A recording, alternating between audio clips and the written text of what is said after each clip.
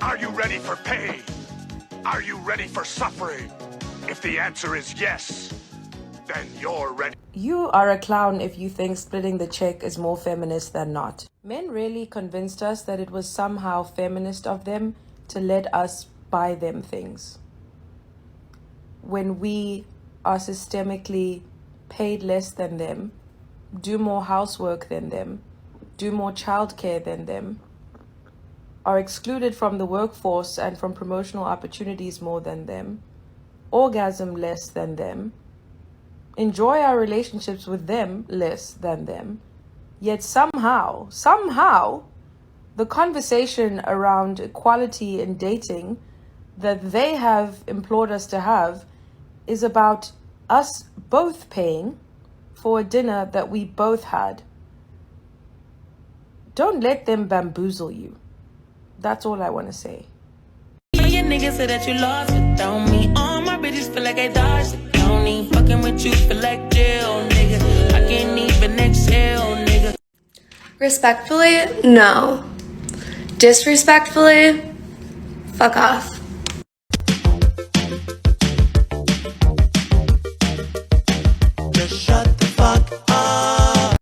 No, but it does. It should too. I include myself when I say all men. Realize the fact that I'm still a man.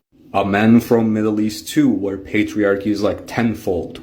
I wasn't born a feminist. I used to be extremely fucking misogynistic. And what I do right now is bare minimum. Men being feminist is bare minimum. Aside from that, I still have a lot of toxic shit in me that I'm working on. Some of them rooted in my traumas and ADHD, some of them rooted in misogyny. I'm working on all of those things, but there's still a lot of things that I do or say that is misogynistic that I'm not aware of. Don't put me on a pedestal. Men being feminist is the bare minimum. That doesn't determine the quality of a man. It's all men, including me. Alright ladies, 10 fingers up, put a finger down if it applies to you. You guys know this drill. Put a finger down if you've ever canceled plans with a guy and he called you a whore because of it. Put a finger down if you've ever cut off things with a guy and he replied by saying, you're not even that hot, you're not that pretty, and he has way better options anyways. Put a finger down if you've ever felt uncomfortably touched by a man, whether that be by your shoulders, your lower back, or your thigh, or anything else. Put a finger down if you have ever received an inappropriate compliment from a guy that you did not know how to reply to. Now put a finger down if you've ever felt trapped, belittled, or that your opinion does not matter. So right now, what you should have is a fist. What you're gonna do with this fist is throat punch any man that ever makes you feel like this again, bitch, okay? Because you do not deserve that. You are a queen, you are stunning, you are wonderful, you are amazing, you are smart. Don't ever let a man put you down like that. Girls be like, I'm such a strong and independent woman. Then pay for dinner. I mean, I could pay for dinner because I am a strong, independent woman who makes her own money. But something about the fact that you try to ridicule the feminist movement and try to ridicule the fact that I am a strong, independent woman, it just doesn't sit right with me. So here's what I'm gonna do. Instead of paying for the dinner, I'm just not gonna go on the date. Good luck finding someone who will, though. so I gotta Wear what, bro? Fucking jeans? What exactly in your fucking worthless opinion is appropriate apparel for women? The fuck? Who gives men the fucking audacity? Wait, I know, patriarchy does. Y'all are so fucking entitled that you think you should have a say on how women dress. How about don't fucking do that? I'll say this all the fucking time and I'll keep saying it. Body. You don't get to say what they wear. Get it in your fucking head. You have no fucking say. You wanna tell women what to wear? Because seeing women dress the way they wanna dress makes you fucking insecure, doesn't it? Because if they start wearing what they wanna wear, God forbid, what else are they gonna do? If they have control over their own fucking bodies, what else are they gonna do? Abortions? Sexual liberation? All the scary shit that takes the power from men and gives it back to women? Bro, just shut the fuck up. Jesus fucking Christ.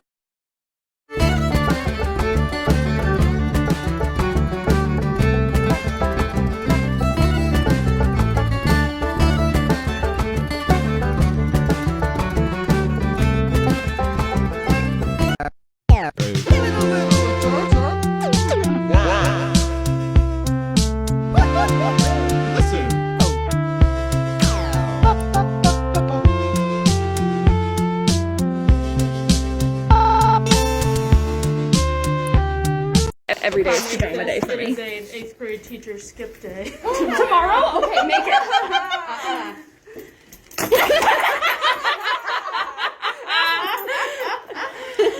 If I make this, our principal has to come to school tomorrow in pajamas. Alright. If I make this, we have to nominate an 8th grade teacher to shave their head. Oh, I wanted to do it so bad. Oh. Okay. If I make this, Miss Gallo has to switch classes with me all day tomorrow. Oh God. Oh. If I make this, I get a free sub day tomorrow, and Mrs. Sparks has to cover all of my classes and hers. Oh. Oh, pen. If I make this, I get to take over everyone's classes. Yes! Simultaneously? Yes! Good luck! Let's get something straight real quick. This is not me talking to a stranger of my own volition. This is someone who was bothering me. He would not leave me alone. I was waiting for friends at the student union and he just kept bothering me. In fact, I had already moved twice to try and get away from him. Now, I wasn't going to leave the student union because I was waiting for my friends, and it wasn't that big of a deal. I just didn't want to talk to anybody. Eventually, I just dealt with it. I have anxiety, so dealing with it was just kind of my default after trying to politely excuse myself from the conversation. Now, when I say I showed him my passport, I mean I showed him this. This is the back of my passport. Taped to the back of my passport is the U.S. visa exemption for Bermudian citizens. And it says, citizens of the British Overseas Territory of Bermuda. It says a lot more than that, but it basically is really useful, and I have it taped to the back of my passport. So yeah, I wasn't trying to argue with a stranger, but also I'm not gonna let a stranger tell me about my nationality or my country. Like, it's rude. And so are you. What's the worst thing that a guy said to you that in his mind was a compliment? Okay. This might not be the worst thing, but it's very similar to what she talked about. You can go check the original creator out. I didn't stitch the video directly because it always cuts their sound out, and I don't like that. Anyway, my friend and I go to a bar, and at some point, a man easily 60 years old sits down beside me. No, he doesn't ask. At some point, he starts talking to me. After a few minutes of chit-chat, he looks over at my friend and says, "Your friend is really pretty." And I said, "Yeah, she is. Gorgeous." And then he looks back at me and says, "But you're prettier, though." To which I responded, "Don't say that stupid shit." And he looks shocked. He cannot understand why that line did not work on me. Bold of him to assume that any line from a 6-year-old man would work on a 20-something-year-old, but I digress. He recollects himself and says, No, I don't think you heard me. I said I think you're prettier." And I said, "No, I heard you, and what I said is don't say that stupid shit. She's pretty, I'm pretty, and we both know it. That's the end of it. There's no comparison, there's no competition, and we would certainly never compete for you." And of course now he's offended, in part because I didn't take the bait on his compliment. Here's the thing about that situation and her situation. Part of the oppression of the patriarchy is the internalized misogyny and the internalized male gaze. Meaning everything that we do, our general appearance, is supposed to be tailored in a way that is appealing to men. And part of being appealing to men is to be more appealing than the other women around you. The patriarchy teaches us that we are always supposed to be in competition with other women. And this is also actually one of the underlying causes of the high-value man rhetoric we're seeing. Because one of the purposes of putting us against each other is to lower our inherent value and make theirs seem higher than it is. Because when you compete for anything, you're competing for what?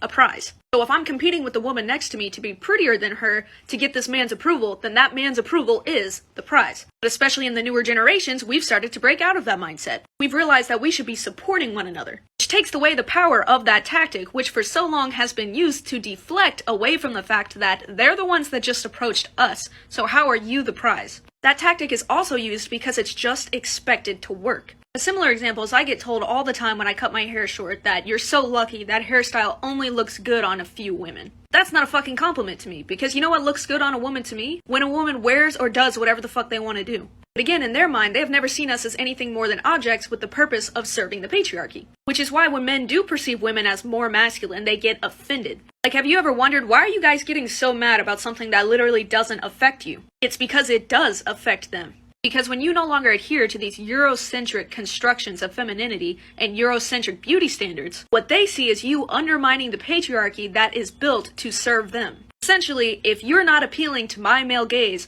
you just stepped out of line. Which again, I will continue to say is why they are terrified of women that they perceive as masculine. Because we're defying their belief that we need them, that we have to look good for them. The more that we do that, the more that they actually have to be decent fucking human beings. But hey, that's where the nice guys come in, right? If you are the proud owner of a vagina, I highly encourage you to watch this video through, as I will be diving into why these vaginal pH wipes and gels are an absolute no-no. Not it. Absolutely not it.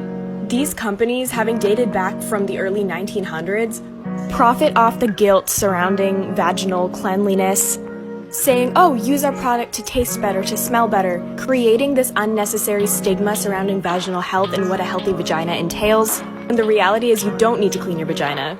You only need to clean your vulva with warm water.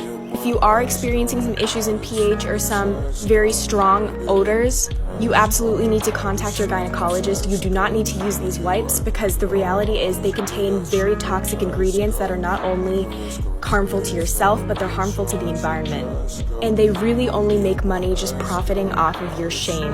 And really all they do is just prey on people's insecurities.